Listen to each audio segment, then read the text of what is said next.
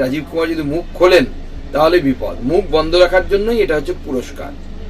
দেখুন, তৃণমূল কংগ্রেস রাজ্যসভায় কাকে পাঠাবে পুরোটাই তাদের বিষয়। তবে এটা বোঝা যাচ্ছে যে প্রাক্তন আমলা রাজীব কুমারকে, যিনি বাঙালি নন, তাকে রাজ্যসভায় পাঠানোর কথা তৃণমূল কংগ্রেস যখন বলেছে, তার মানে এটা স্পষ্ট হয়ে যাচ্ছে যে রাজীব কুমার সারদা কাণ্ডে, লাল ডায়েরি এবং অন্যান্য ক্ষেত্রে যে ভূমিকা পালন করেছিলেন তারই ঋণ শোধ করছেন মমতা বন্দ্যোপাধ্যায়। আর এটা আমি আগেই বুঝতে পেরেছিলাম বলেই ডিজি নিয়ে গান বেঁধেছিলাম। তার জন্য উনি আমার বিরুদ্ধে মামলাও করেছেন। কোনো অসুবিধা নেই, উনি রাজ্যসভায় যাচ্ছেন। জানেন মমতা বন্দ্যোপাধ্যায় যে রাজীব কুমার যদি মুখ খোলেন তাহলে বিপদ। মুখ বন্ধ রাখার জন্যই এটা হচ্ছে পুরস্কার। এসআইআর মামলায় ফের সুপ্রিম কোর্টে দ্বারস্থ হয়েছিল মুখ্যমন্ত্রী মমতা বন্দ্যোপাধ্যায়, রাজ্য সরকার। কিন্তু সেখানে কপিল সিব্বলকে একেবারে কড়া ভাষায় আজকে সুপ্রিম কোর্ট থেকে বলা হলো যে এরকম হুটপাট সবকিছু বিষয় তো সুপ্রিম কোর্টে নিয়ে চলে এলে হবে না, আপনারা নিজেরা কথা বলুন কোথায় কি সমস্যা হচ্ছে। জুডিশিয়াল অফিসার দেওয়া হয়েছে এবং তাতে কোন নথি গ্রহণ করতে হবে, কোনটা করতে হবে না, এই নির্দেশ কমিশন দিচ্ছে কেন, প্রশ্ন তুলেছিলেন সিব্বল। কিন্তু দেখা গেল খুব একটা বেশি গুরুত্ব দেওয়া হলো না। এসডিওদের দেওয়া ডোমিসাইল সার্টিফিকেট গ্রহণ করতে বারণ করা হচ্ছে অভিযোগ করলেন সিব্বল। একাধিক অভিযোগ নিয়ে গেছিলেন, কিন্তু খুব একটা। সকালবেলায় আমি বলেছিলাম, আমাকে সাংবাদিক বন্ধুরা আপনাদের মধ্যে থেকে কেউ জিজ্ঞেস করেছিলেন, সকালে আমি বলেছিলাম যে আবার নন্দলাল হয়ে ফিরবে, তো নতুন কিছু নয়। সুপ্রিম কোর্টকে নিজের পৈতৃক জমিদারি মনে করেছে কপিল সিব্বল অ্যান্ড কোম্পানি। যাই হয় সুপ্রিম কোর্টে পৌঁছে যান ওনারা।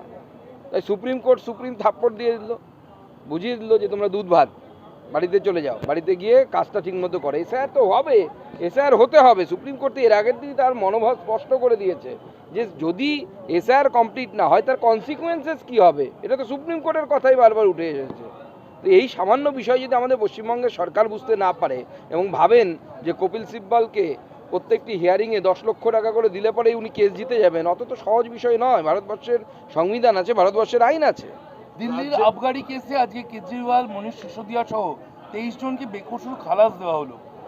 দেশের বিভিন্ন প্রান্তে বিরোধীরা প্রশ্ন তুলছেন, বেকসুর খালাস পাচ্ছেন একজন প্রাক্তন মুখ্যমন্ত্রী, তৎকালীন মুখ্যমন্ত্রী, তাহলে কি শুধুমাত্র জেলে রেখেই বিজেপি দিল্লি জিতে নিল? দেখুন, কোর্টের রায়ের বিরুদ্ধে বা কোর্টের রায়ের ব্যাপারে আমি বেশি কিছু বলবো না।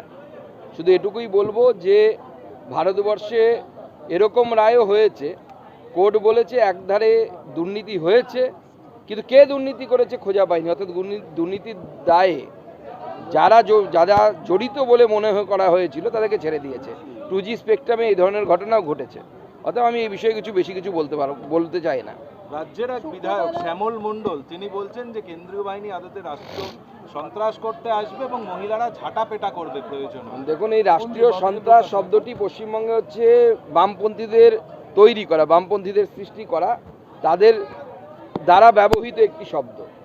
আমরা বলি না যে তৃণমূল কংগ্রেসের সরকার নামে চলছে, আদপে এটি বামপন্থীদের সরকার, সেটা আরেকবার প্রমাণিত হলো। এবং এইভাবে কেন্দ্রীয় বাহিনীকে যারা ঝাঁটা মারার কথা বলছেন, যে সমস্ত বিধায়করা, আমি তো নির্বাচন কমিশনকে বলবো সেই সমস্ত বিধায়কদেরকে ভোটের সময় ক্লোজ করা উচিত, তাদেরকে যেন ভোটে অংশগ্রহণ করতে না দেওয়া উচিত, ভোটের প্রচারে অংশগ্রহণ করতে না দেওয়া উচিত।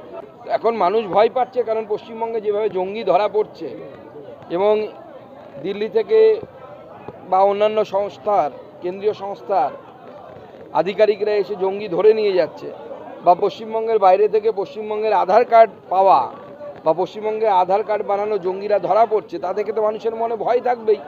সেই ফেয়ার সাইকোসিসটাকেই ব্যবহার করার চেষ্টা করছে।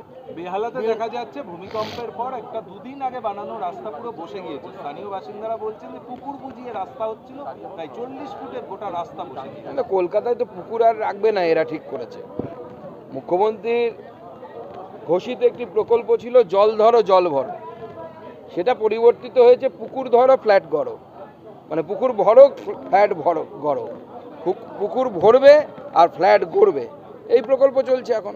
বেলডাঙ্গা অশান্তির ঘটনায় বারবার দেখা যাচ্ছিল এনআইএ কেস ডায়েরি দেওয়া হচ্ছিল না, কেন্দ্রীয় এজেন্সি অভিযোগ করছিল যাদেরকে আদালতে পেশ করতে দেওয়া হচ্ছিল না। অবশেষে ব্যাংশাল আদালতে 31 জনকে আজ পেশ করা হলো, তার মধ্যে 7 জনকে নিজেদের হেফাজতে চেয়ে আবেদন জানিয়েছে এনআইএ।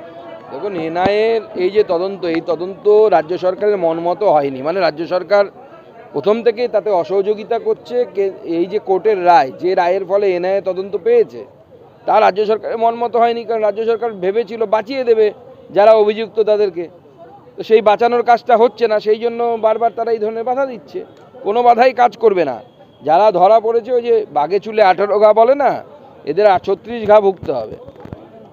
শুভেন্দু অধিকারীকে যে জুতো দেখানো হয়েছিল মঙ্গলবার, সেই ঘটনায় আদালত থেকে বলা হলো যে বিরোধী দলনেতার নিরাপত্তা সুনিশ্চিত করার দায়িত্ব রাজ্য সরকারেরই। দেখুন, রাজ্য সরকারের তো দায়িত্ব, প্রত্যেকটি রাজনৈতিক কর্মীর সুরক্ষার দায়িত্ব হচ্ছে রাজ্য সরকারের। আমরা আজকে দেখলাম শুভেন্দুবাবুকে জুতো দেখানো হচ্ছে। আমি যখন ভবানীপুরে যাচ্ছি, কিছু লোক চিৎকার করছে জয় বাংলা করে, সকালবেলায় 2 প্যাক মেরে দিয়ে চলে এসছে, 2 পাউচ মেরে দিয়ে। তো এদের দায়িত্ব কে নেবে? রাজ্য সরকারকে দেখতে হবে। তো আজকে ওখানে 4 জন লোক ছিল, আমরা যদি গিয়ে ওখানে মারামারি করতাম, 4টে তো পালাতো। কিন্তু এই ধরনের পদক্ষেপ কাকে নিতে হবে? রাজ্য সরকারকে নিতে হবে, যাতে কোনো রকমের অশান্তি না হয়। রাজ্য সরকার চাইছে পায়ে পড়ে অশান্তি করার জন্য। এই অশান্তি করার মানসিকতা বন্ধ হওয়া উচিত।